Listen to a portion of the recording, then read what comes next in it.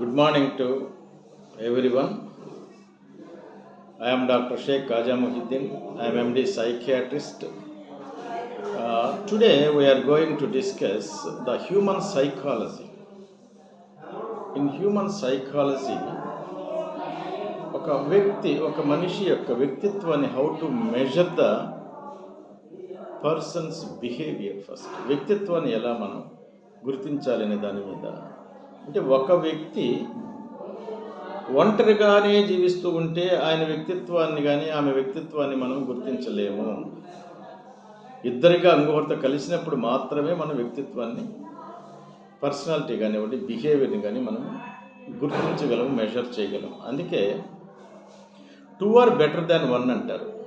2 are better than 1 అంటారు.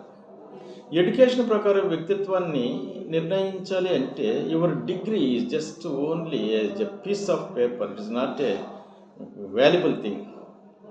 ఒక ఆయన ఇన్ని డిగ్రీలు చేశాడు, చాలా డిగ్రీస్ చేశాడు అంటే డిగ్రీస్ అనేటువంటివి కొలమానం కాదు. It's very difficult to measure the things for any persons degree.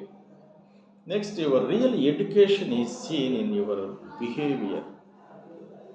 What is the real education అంటే it's behaviour is the good education. అందుకని పీస్ ఆఫ్ పేపర్, డిగ్రీస్ అనేది కొలమానం కానే కాదు. Behaviour is always greater than knowledge.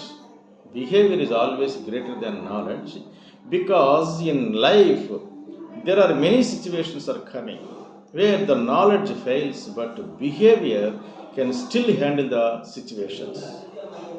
మంచి వ్యక్తిత్వం గలవారు లైఫ్లో సక్సెస్ అవుతారు. కాబట్టి వ్యక్తిత్వం కానీ పర్సనాలిటీ, బిహేవియర్ అనేటువంటిది పర్సన్ యొక్క ఈ గ్రేటర్ దెన్ అంటే నాలెడ్జ్ మీద ఆధారపడి ఉంటుంది. పేపర్స్ ఆఫ్ ద డిగ్రీస్ మీద ఆధారపడదు. Successful people always have 2 things maintain చేస్తారు. One is the smile and another one is the silence.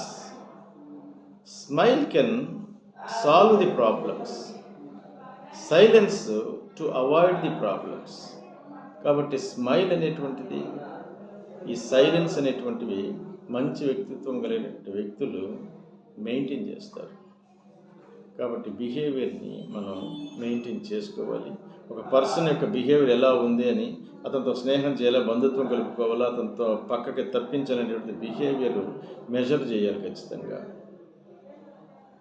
Thank you very much.